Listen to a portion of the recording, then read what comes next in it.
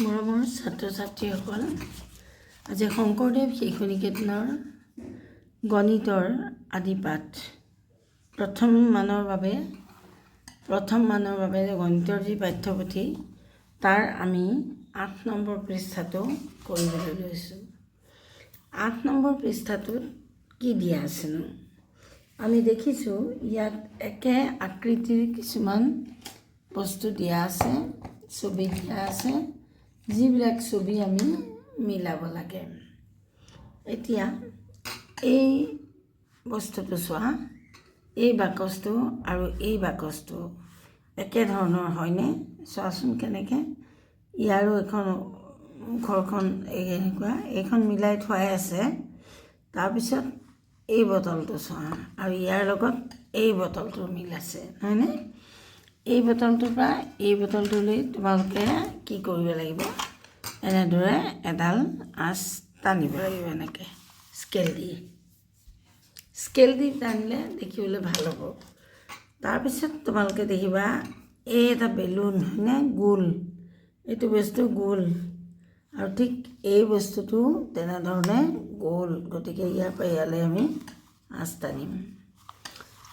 এই গিলাচটো দেখিছানে? ইয়াৰ তলফালটো ক্ৰমান্বয়ে চিঞা আৰু ওপৰফালটো বহল। ঠিক তেনেদৰে বাল্টিটোৰো তলফালটো চিঞা আৰু ওপৰফালটো বহল। গতিকে আমি কি কৰিম? এই গিলাচটোৰ লগত এই বাল্টিটোৰ আকাৰ মিল আছে, সেইকাৰণে আমি দুটা মিলাব লাগিব। তাৰপিছত আহিলে এই বস্তুটো, এইটো ইয়াৰ লগত এইটো মিলিব, একেবাৰে একে দুইটা বস্তু। গতিকে আমি এই চুপি দুটা এনেদৰে আঁচ টানি মিলাই দিম। তাৰপিছত আহিলে এইটো এটা তিনিকোণীয়া বস্তু হয়নে? আৰু এইটো এটা তিনিকোণীয়া বস্তু। গতিকে এই দুটা এনেদৰে মিলি যাব। তাৰপিছত এইটো হৈছে এটা চাৰিকোণীয়া বস্তু, আৰু এইটো ৰঙে বৰণে সকলোফালে ইহঁত দুটাৰ মিল আছে। গতিকে এইটো এনেদৰে মিলাই দিলে এই পৃষ্ঠাটোৰ কামখিনি আমাৰ হৈ গ'ল। এতিয়া আমি দ্বিতীয় পৃষ্ঠালৈ আহোঁ। একেধৰণৰ আকৃতিবোৰ আঁচ টানি মিলোৱা, একেধৰণৰ কোনটোৰ লগত কোনটো মিল আছে আমি কি কৰিব লাগিব? এই গোলটোৰ লগত এই বস্তুটো গোল হয়নে? এইটো আঁচ টানি মিলালোঁ। তাৰপিছত এইটো তিনিকোণীয়া, এইটোও তিনিকোণীয়া, এইটোৰ লগত এইটো মিল আছে, এইটোৰ লগত এইটো মিল আছে। ঠিক তেনেদৰে এইডালৰো এইটো বস্তুৰ লগত মিল আছে।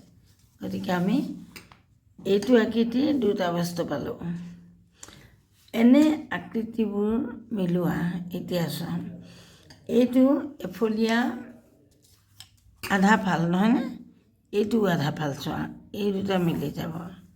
তাৰপিছত এই তিনিকোণীয়া বস্তুটোৰ লগত এই তিনিকোণীয়া বস্তুটো মিলিব।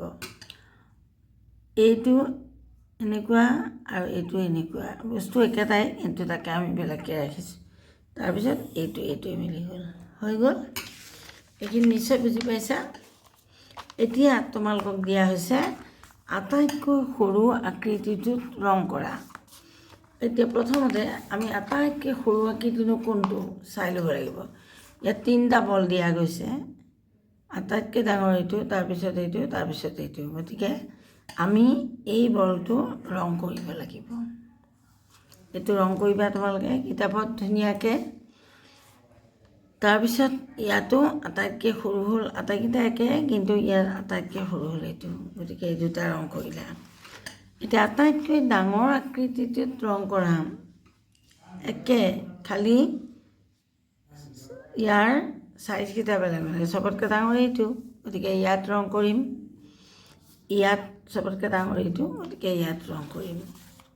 এতিয়া ইয়াৰ পিছত সমান আকাৰবোৰ আঁচ টানি মিলোৱা। সমান আকাৰনো কোনবোৰ আমি চাব লাগিব।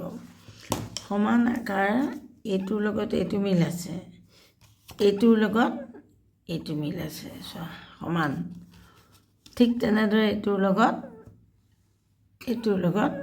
এইটো মিল আছে, সমান। এই বলটোৰ লগত এই বলটো মিল আছে, সমান। তাৰপিছত এই দুটা সমান, এই দুটা চাইজটো সমান, গতিকে এই দুটা আমি এনেকৈ আঁচটানি মিলাম। এতিয়া ৰৈ গ'ল আমাৰ এই সৰু বলটো, এই সৰু বলটো এই বলটোৰ লগত মিলিব হৈছে। ইয়াৰ পিছত একেধৰণৰ চিত্ৰবোৰ আঁচটানি মিলোৱা চোৱা, একেধৰণৰ চিত্ৰবোৰ আঁচটানি মিলাবলৈ গৈছে। কোনটো মিলিছে? এইটো খালী হয়নে? এইটো খালী, এই খালীটোৰ লগত এই খালীটো মিলাইছে হয়নে নহয়? তাৰপিছত এইটোৰ মুখখন নাই, ইয়াৰো মুখখন নাই, গতিকে আমি এই দুটা এনেকৈ টানিম। এই ডব্লিউ লিখাটো অকল নাক দিয়া আছে, এইটো মিলিব। ঠিক তেনেকৈ এইটো এনেকৈ লৈ গৈ ইয়াৰ লগত মিলাই দিলোঁ। এতিয়া আটাইকেইটা সম্পূৰ্ণ হ'ল। এতিয়া তোমালোকে গোলত সেউজীয়া আৰু তিনিগুণীয়াটোত ৰঙা আৰু এনেকুৱাটোত নীলা, এনেকুৱাটোত হালধীয়া, এনেকুৱাটোত ক'লা ৰং কৰা। এতিয়া তোমালোকে কৰিব লাগিব। ইয়াত আমি কি কৰিম, এইটোত ৰঙা দিম, এইটোত আমি ৰঙা লিখি দিছোঁ দেই, তোমালোকে ৰঙা কৰিবা। তাৰপিছত গোলকেইটাত কেনেকুৱা সেউজীয়া, সেউজীয়া সেউজীয়া এইটো এটা। আৰু দীঘলটোত কি দিবলৈ কৈছে? ক'লা, এইটোত ক'লা, গোটেইটো ইয়ালৈকে। ঠিক তেনেকৈ ইয়াত ৰঙা, ইয়াত ৰঙা, ইয়াত সেউজীয়া, ইয়াত সেউজীয়া, ইয়াত ক'লা, আৰু এইটোত হালধীয়া, এইটোতো হালধীয়া। তাৰপিছতে আহিলে এইটো ৰঙা, সেউজীয়া, ক'লা। এইবোৰ ৰং দিবা তোমালোকে, মই ৰং কৰি দিয়া নাই, কিতাপখন লেতেৰা হৈ যাবৰ কাৰণে মই ৰং কৰা নাই, তোমালোকে কৰিবা। এতিয়া এইটো চোৱা, এইটোত ইয়াত আমি দিম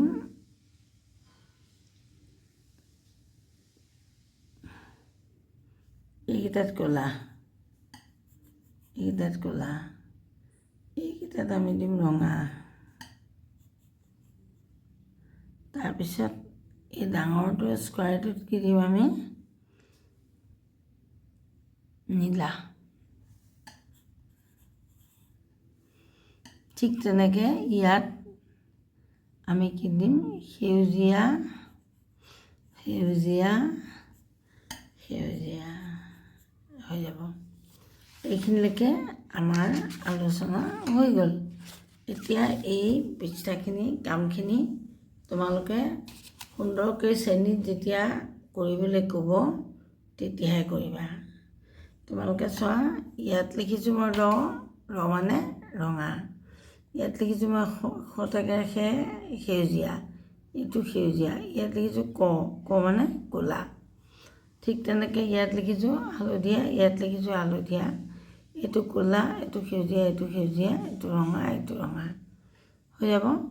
তাৰপিছত এইটো ৰঙা, এইটো ক'লা, এই দুটা সেউজীয়া, ইয়াত নীলা, ইয়াত ক'লা, ইয়াত ক'লা, ইয়াত ৰঙা, ইয়াত ৰঙা, আৰু এই আটাইকেইটা বলত সেউজীয়া কৰিবা।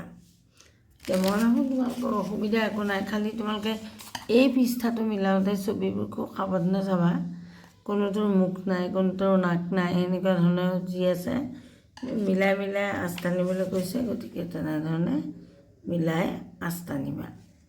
এতিয়া এইকেইটা পৃষ্ঠাৰ হৈ গ'ল, কিন্তু ইয়াৰ আগৰখিনি মই তোমালোকক কৰিয়েই দিলোঁ। ইয়াৰ আগৰ এইটো হৈছে আমাৰ আশে পাশে থকা বস্তুবিলাকৰ নাম, বস্তুবিলাক কেনেকুৱা কেনেকুৱা বস্তু আমি আশে পাশে দেখোঁ, এনেকুৱা দেখোঁ, বল দেখোঁ, ভাতৰ কাঁহী দেখোঁ, প্লেট দেখোঁ, হয়নে নহয়? আৰু এইটো দেখোঁ আমি ঘৰৰ ওপৰতো দেখোঁ, মন্দিৰৰ ওপৰভাগ কেনেকুৱা, এনেকুৱা ধৰণৰ বিভিন্ন বস্তু থাকে।